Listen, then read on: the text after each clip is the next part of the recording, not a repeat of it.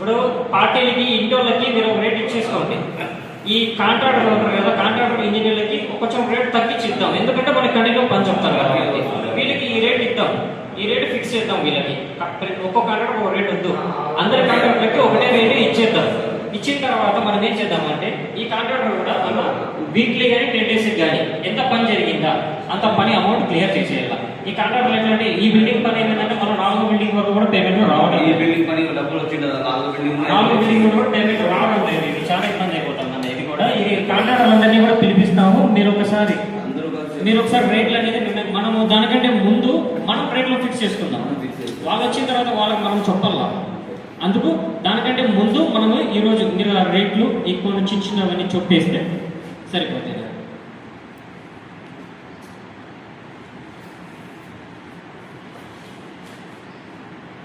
ఇంకోటన్నా ఈ మనకి ఇప్పుడు అసోసియేషన్ రిజిస్ట్రేషన్ అయిన తర్వాత కూడా ఏ ఇంటి ఓనర్ కానీ డబ్బులు ఇవ్వకపోయినా ఏం చేయనా కూడా చట్టపరమైనది మనం ఇప్పటి నుంచి మనం యాక్షన్ తీసుకోవచ్చు. ఇప్పటి నుంచి మనకి ఆ అర్హత ఉంది ఇప్పటి నుంచి, ఈ రోజు నుంచి.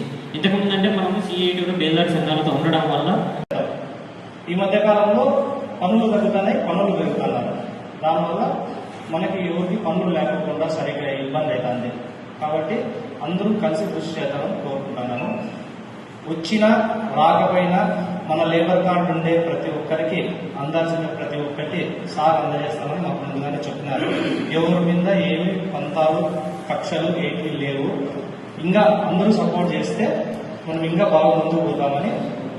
మన దగ్గర రిజిస్ట్రేషన్ చేసుకుంటే లేబర్ డిపార్ట్మెంట్లో రిజిస్ట్రేషన్ చేసుకుంటే 5 సంవత్సరాలకు గాను 110 రూపాయలు కట్టాలి. నాకు తెలిసి చాలా మంది చేసుకున్నారు. ఇంకా ఎవరైనా చేసుకోని వాళ్ళు ఉంటే వాళ్ళందరూ కూడా రిజిస్ట్రేషన్ చేసుకోండి. ఇంతకుముందు ఎవరైనా రిజిస్ట్రేషన్ చేసుకుని ఉండి వాళ్ళ కూతుర్లు డెలివరీ అయినా, కూతుర్లు పెళ్లిళ్ళైనా కూడా దానికి సంబంధించిన దరఖాస్తులు మన కార్మిక శాఖ కార్యాలయంలో అప్లై చేసుకుంటే వాళ్ళకి డబ్బులు అనేది రావడం జరుగుతుంది. వీటితో పాటు ప్రభుత్వం మరొక 2 పథకాలు అనేవి అమలు చేస్తూ ఉంది. వాటిలో మొట్టమొదటిది ఈశ్వర్ పరిస్థితుల్లో నిజేమో రేపు నుంచి ఈ అసోసియేషన్ తరఫున పనికి సంబంధించింది కానీ పని చేసే వాళ్ళకి సంబంధించింది కానీ ఏదైనా అసోసియేషన్ గ్రూప్లో ఉండే వాళ్ళందరూ కలిపి దానికి సంబంధించిన ముఖ్య విషయాలన్నీ మాట్లాడే పని ఉంటుంది. ఖచ్చితంగా అందులో హాజరయ్యి ఈ కార్యక్రమాన్ని విజయవంతం చేయాలని కోరుకుంటున్నాము. ప్రతి ఒక్కరూ హాజరు కావాలా.